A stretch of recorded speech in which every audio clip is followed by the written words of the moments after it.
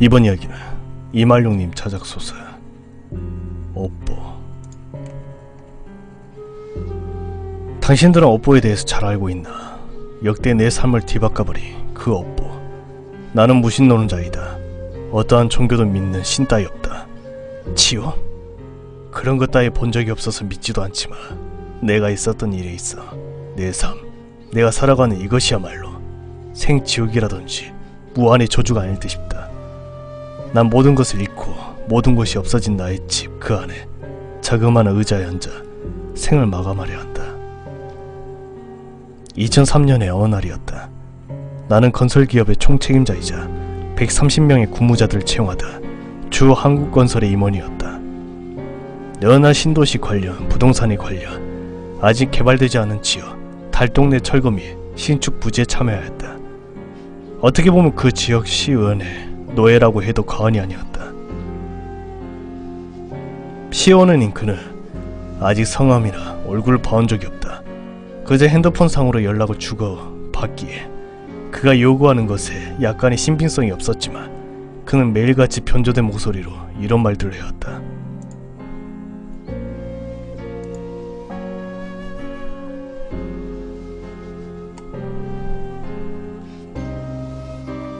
걱정 말라고. 순조롭게 끝나면 꿀같은 보상이 있을 테니 말 듣고 따라와 달라고.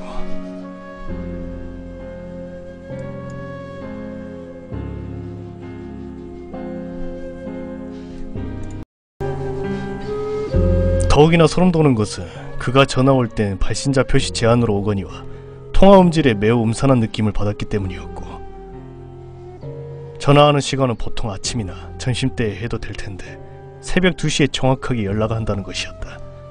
그리고 몇 주가 지난 다음날 달동네 주민의 89%가 우리의 말 듣고 잠깐 동안 이사를 하게 되었다. 달동네의 애순투척의 가구들을 철거하고 25층의 고층 빌딩을 세우기 위해 임원들이 투입되었다. 뭔가 소름 돋는 정도로 순조롭게 돌아가니 걱정이 되면서 한편으로는 기분이 좋아졌다. 그리고 몇몇의 인원들과 함께 회식을 한 날이었다. 자자! 우리 주식회사 대한건설 임원님들 잔들 드시고 우리 축배를 드시다! 이번 신도시 건축 대박과 임원님들의 안전을 위하여! 고깃집 내부에는 임원들을 위하여 그 소리가 울려 퍼졌고 고기와 잔들을 부딪히는 소리가 들려왔다. 그때 익숙한 전화가 왔다. 발신번호 표시 제한. 아마 그의 전화인 것 같다. 잠깐 술자리를 비웠다. 그때 잠깐 폰의 시계를 보니 새벽에 전화하던 그가 9시쯤 되어 전화가 오니 이상할 따름이었다. 아니, 그것보다 순조롭게 그의 의뢰 중 하나가 성사가 되었으니 다음에 있을 일을 전하려고 전화를 한 것이라 생각했다.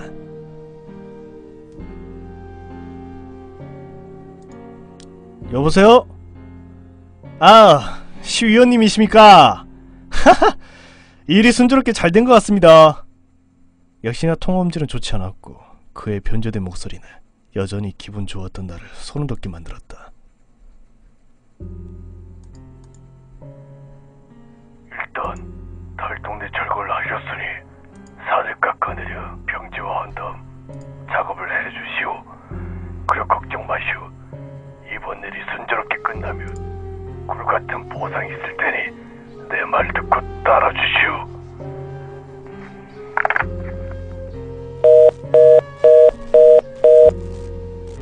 정확하게 그 말을 하고 끄는 그 시의원.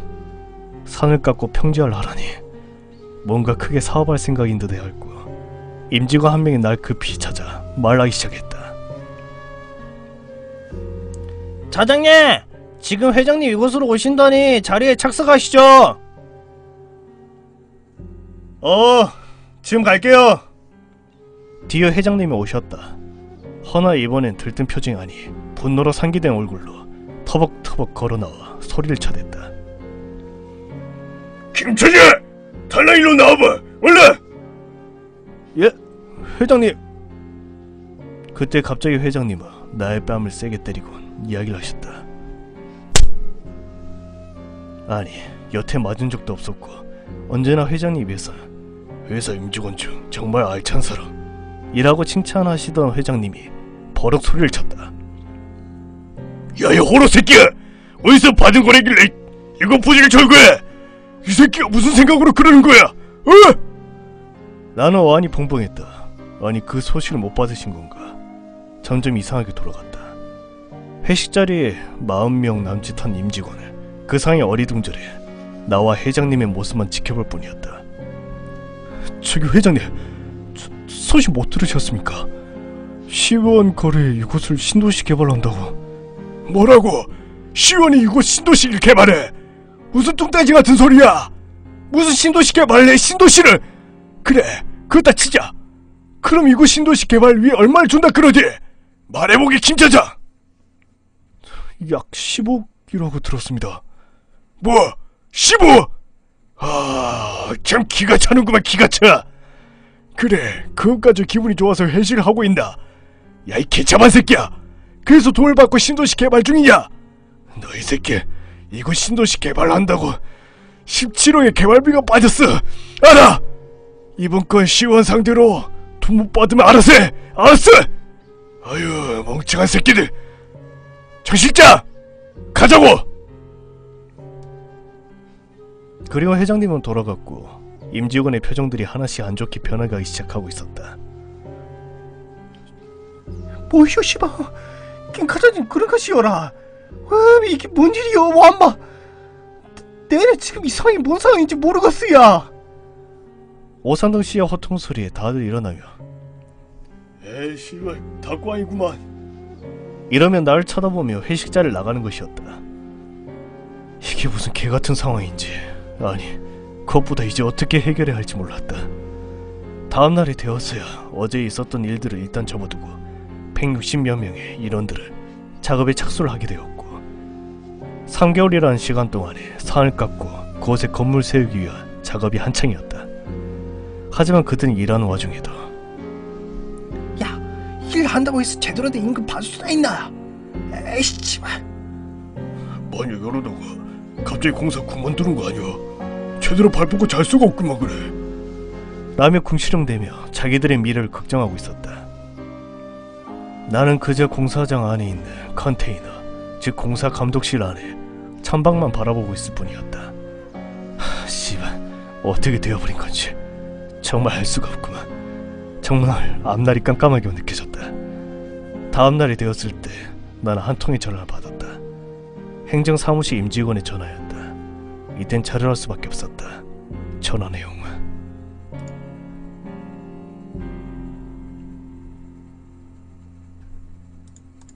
김 차장님, 공사 중단하시랍니다. 당장 철거하시랍니다. 이건 회장님 지시랍니다. 이 일을 어찌해야 할지 어안이 벙벙했다. 그냥 어쩔 수 없이 그곳으로 나와 사람들에게 알려야만 했기에 어금니 꽉 깨물고 메가폰으로 외쳤다.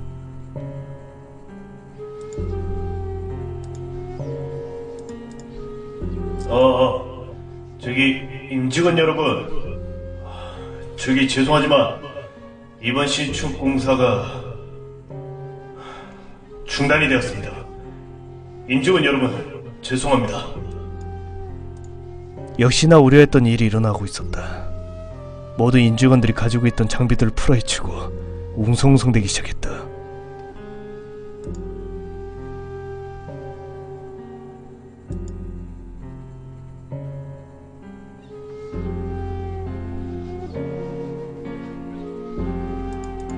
씨발, 뭐라고 했는겨? 공사가 중단이라는겨. 씨발, 장난치는겨. 뭐 씨, 우리 임금 웃자고 그딴 소리 해야 되는겨. 와, 씨발. 그때 욕설 소리가 그곳을 메웠고 이윽고 돌들이 날라오기 시작했다.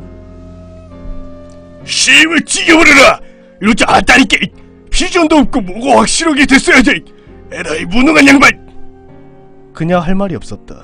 고스란히 맞은 돌에 내 머리에선 피가 흐르고 그저 땅만 바라볼 뿐이었다.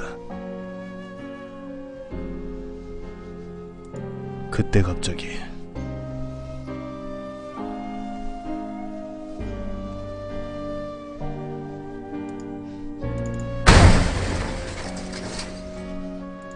하는 소리와 함께 모든 소리가 잠잠해졌고 나는 자동적으로 고개를 들어 상황을 보았다. 1.5톤 정도 되는 거대한 철 구조물이 내려와 오상덕 씨 외에 사람들을 덮친 것이다. 보시오! 죽었어! 사람이 죽어버렸어요! 사람이 죽었다고!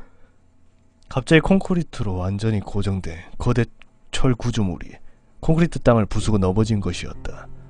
이게 무슨 천재지변인가. 급히 공사장은 앰뷸런스며 경찰차 수십여 대가 그곳을 메웠고 나는 경찰 조사를 받았다.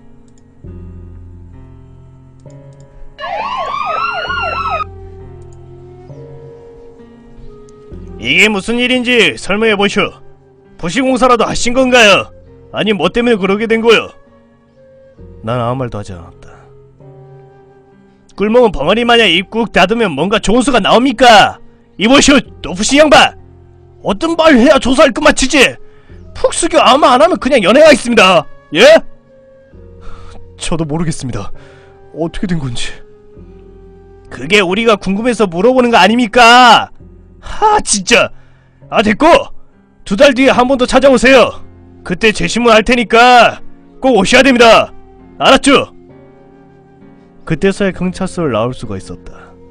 한순간에 모든 것이 쓰레기 더미처럼 불어넘치기 시작했다. 그때 여태 소식이 없던 그 전화가 왔다. 발신번호 표시체야. 역시나 그는 목소리 변조로 말하기 시작했다. 일이 순조롭게 돌아가고 있어. 조금만 더 하면 꿀같은 보상이 주어지니 인내심을 가지시오. 이봐 당신 뭐하는 사람이야? 시의원 아니지? 당신 뭐하는 사람이야? 당신 때문에 내 인생이 송두리째 이상하게 돌아가고 있어. 말해! 당신 누구야? 이 모든 것이 순조롭게 돌아간다면 그때서야 모든 것이 밝혀집니다. 이 꿀같은 보상을 선물 상사처럼 찢어서 볼 생각입니까? 당신은 잘해 나가고 있어요. 예전처럼 말이오. 여보세요 씨발 새끼야! 야 개새끼야!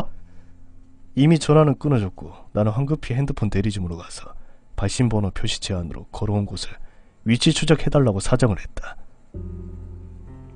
하지만 통신법에 해당하여 전화번호 추적이 불가하다며 가까운 경찰서로 가서 해결해 보시는 게 낫다는 통신사 담당자가 말했다. 시위원이고 지랄이고 그 안에 경찰서로 향했다. 아니 마치 어린이 마냥 고자질처럼 나는 이곳 시위원에게 당한다고 말할 준비를 마친 셈이었다.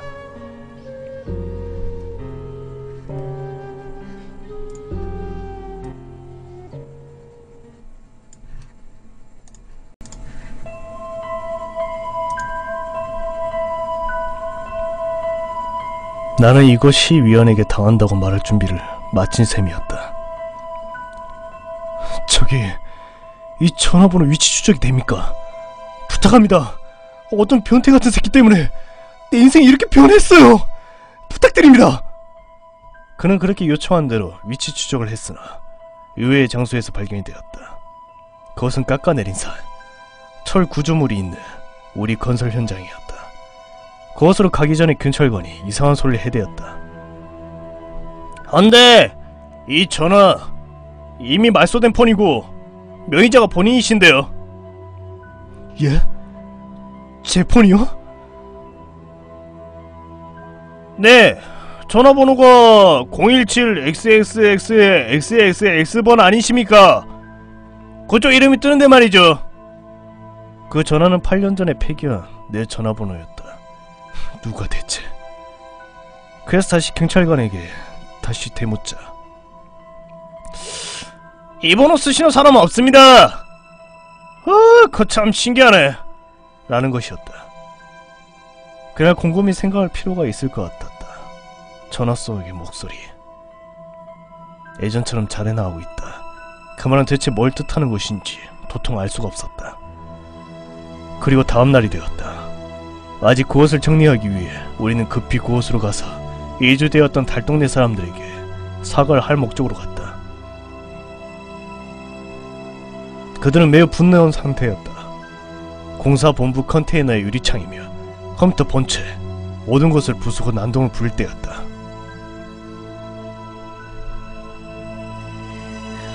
저놈이 왔다! 주인 여러분, 저 쌍놈을 잡으시다! 그들은 공사판에 파집으며 철근 조각을 들고 날 치기 위해 달려오기 시작했다. 쓰레기 같은 새끼!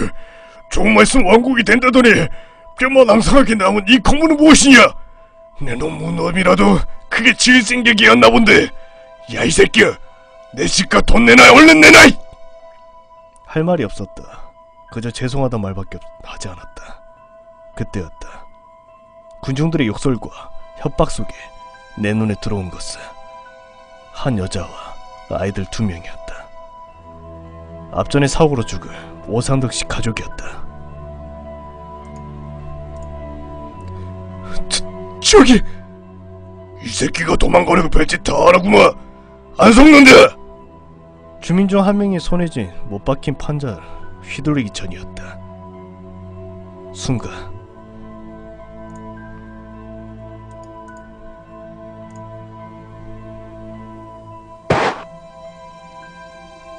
하는 소리와 함께 대형 참사가 일어난 곳이었다. 그들은 건물 뼈대 맨 위, 그러니까 최상층 높이에서 뛰어내린 것이었다. 시민들은 조용하게 퍽소리가 난 그쪽을 바라보면 보았다. 사람이 죽었어! 사람이! 그 전에 동일하게 모두를 난리를 치며 아수라장이 되었다. 놀란 군중들은 서로 그곳을 빠져나가기 위해 이리 뛰며 저리 뛰고 넘어진 사람을 밟고 가며 그곳을 도망치기 시작했다. 그날과 동일하게 17명의 사망자가 발생하였다. 사인은 압사와 즉사, 심장 마비사. 경찰관들은 이번엔 날 지목하지 않았다. 어안이 벙벙한 채로 터벅터벅 그냥 그렇게 걸어만 나갔다. 그때 한 거린 노파가 혀를 차며 날 지목해 이야기를 하던 것이었다.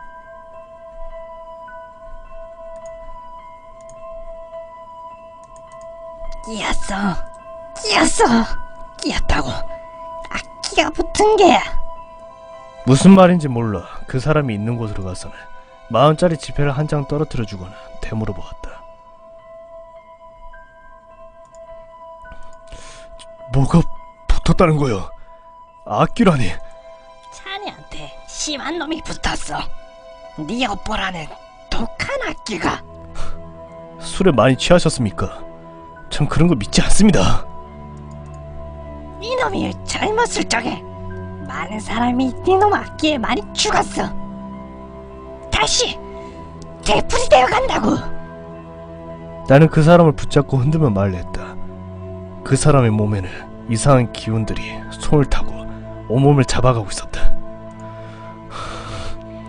오뽀라니, 그게 무슨 소리십니까? 전 그런 적이 없습니다. 사람 잘못 보신 겁니까? 항상 이놈 악기는 네 그림자 속에 숨어있어. 내 놈도 자신을 모르는데 니놈 악기도 모르지.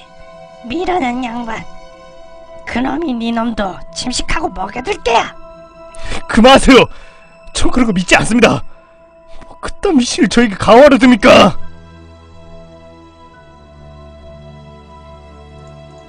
지금까지 있었던 게 미신이라 착각하는 겐가? 이놈에게 연락하는 게 니놈 오뽀라네. 이놈의 악기라고. 조심하게. 그 악기는 계속 니놈을 죽이려 들 걸세. 니놈 주변을 보게나. 니놈 주변으로 어두운 그림자가 보이지 않는 게냐? 노파의 말에 기겁을 할 수밖에 없었다. 연락 오는 자에 대해서 알고 계시는 것이 신기하고 무서웠다. 마치 곁에 있었던 것처럼 내가 있었던 일들을 말하니 신빙성이 있다 못해 두려워졌다.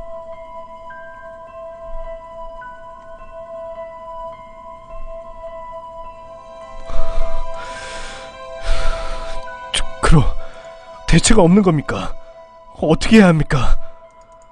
이놈이 죽는 거 말고는 답이 없어. 속죄하고 죽는 것이 상책이여. 죽는 것이 두렵다면 그 악기가 널 죽일 것이고 다음 생에도 다시 악기가 또 자네를 죽일 것이라네. 부처님을 모시고 살든 내래 신을 모신다 한들 그 악기는 계속 자네를 건들 걸세. 영원히 그 악기는 자네를 괴롭힐 걸세. 그리고 자네가 던져준 돈 가져가기라. 자네의 마지막 생의 노잣돈으로 쓰라고.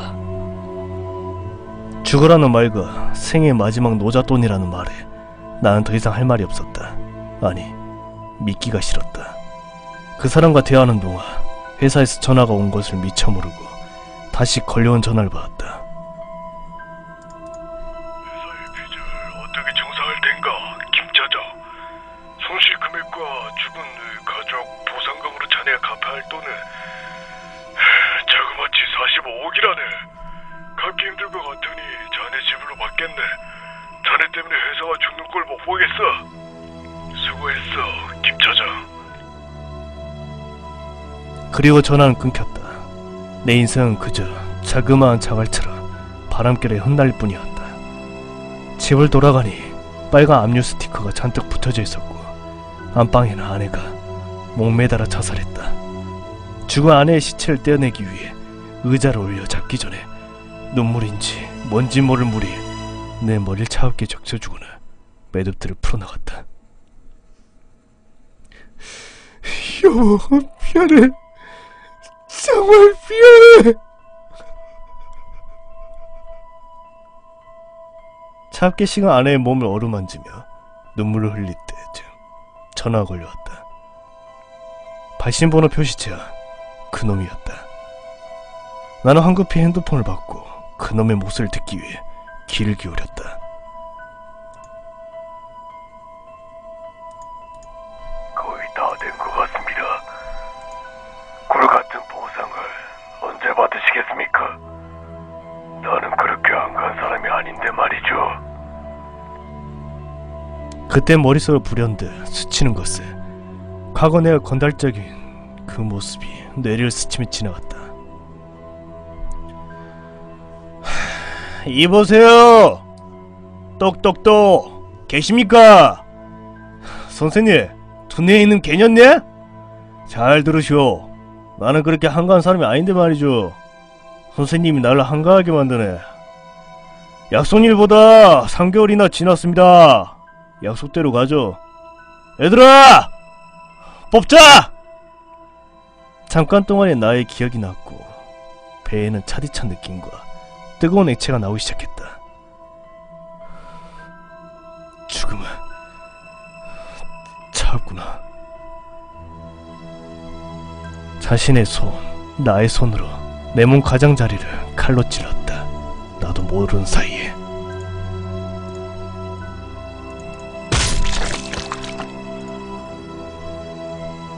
아직 숨이 붙어있기에 나는 내 방으로 돌아가 이 글을 쓴다. 당신 안에는 거대한 악기가 사는가? 인생 자체가 지옥이면서 본인 자신이 악기라고 생각하지 않는가?